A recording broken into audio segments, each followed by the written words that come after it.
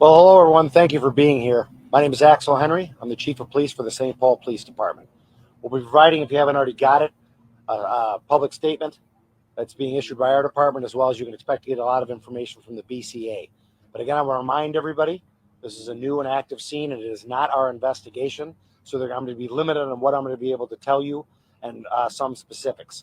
I will tell you that just before noon today, our officers were called to a domestic violence call involving a man with a firearm who had apparently pistol whipped a person in the house with that gun and also fired that weapon inside that home. When our officers arrived, they began collecting evidence and taking a report. Apparently, at that time, that man had left with a very small child.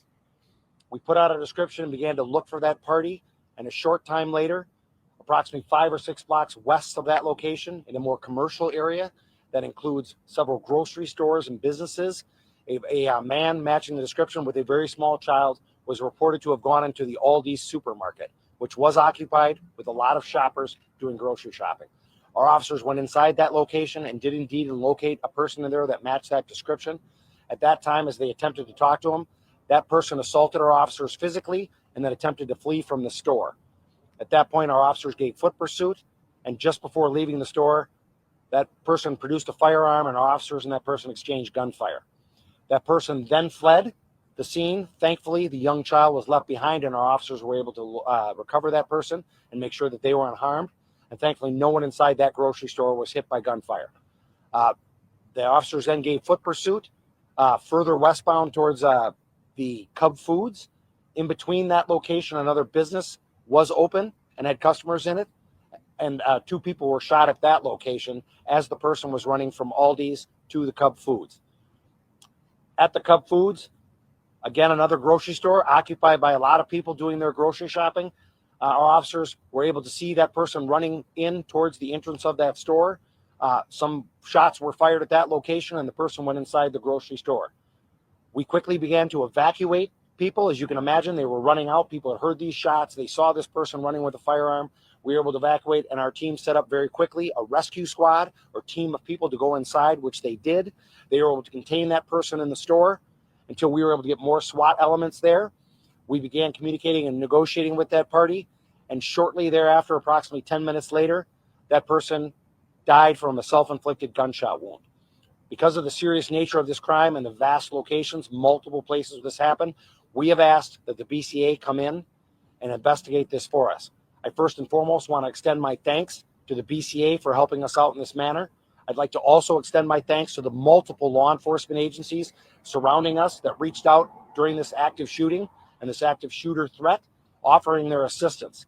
And most importantly, I want to thank the men and women of the St. Paul Police Department who behaved in a way today that was incredibly brave and responded and clearly stopped something from being way, way worse. I don't think it's wrong to say it's a miracle we don't have greater injuries or deaths on this case today. I also want to give a special thanks to the people who live and shop and recreate on the east side. There were dozens and dozens of people out at all of these locations, and they responded heroically. They got out of the way. They listened to the commands of officers trying to direct them to keep them to safety. It is sad that we live in a world right now where active shooters and violence like this can happen at this level, but our community responded in very heroic fashion themselves. But again, I cannot say enough about the work that the men and the women of the St. Paul Police Department who responded to this in real time did. And with that, I'll turn it over to the mayor. Thank you, Chief. And I just want to echo exactly what the Chief just said. This is one of the most terrifying days that I can remember, one of the most terrifying sequences of events that I can remember in a very long time. This is scary to have a suspect like that discharging a weapon across that many different scenes, across that long of a period of time. Nothing short of a miracle. And some really, really good work by our St. Paul police officers who responded immediately, who put themselves in harm's way, who brought people to safety, and who undoubtedly stood in between our city and a much worse outcome that could have occurred. And so I just want to say thank you to you, Chief. I want to say thank you to those officers, certainly to the neighbors and the community members who worked with those officers. Our community members, when we work with our officers and share the information and make sure the officers know what they need to know to address an incident like that, we're force multipliers as community members. And so I am going to go to bed tonight very thankful that a scary event didn't end up a whole lot worse as it could have.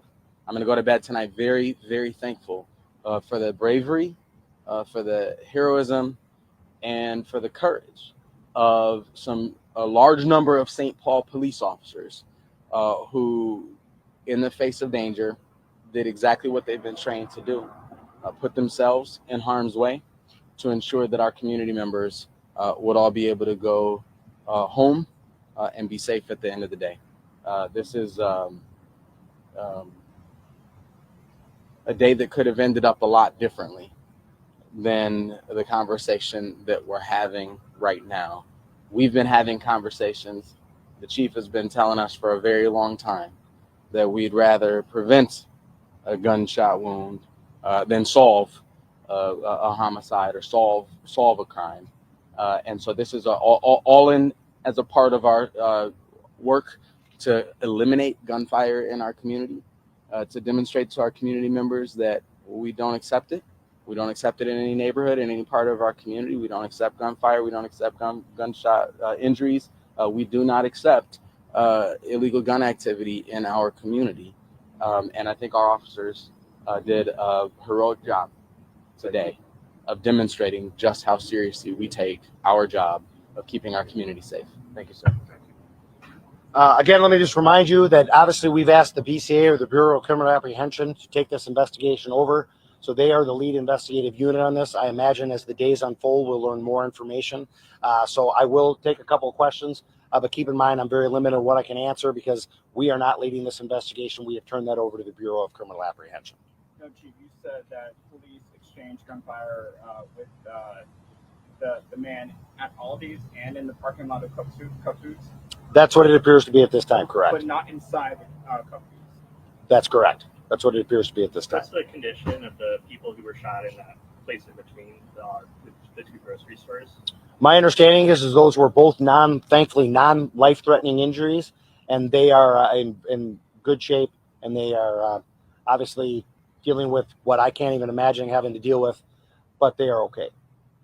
It will be part of the investigation as to who potentially injured those folks, right? Was it in the crossfire or? It's a part of the investigation, and I imagine they will be interviewed and they will be able to give statements. So you're not aware of if at that location where two people were shot, was it both the suspect and officers who were firing at that point too? No, it does not appear our officers were involved in that area. How many gunshots or rounds did the officers fire? Do you know that? I do not. The BCA will know that. They will recover the firearms that were used. They'll recover shell casings, things like that. They will determine all those things. Thank you. Thank you so much. Thank you all.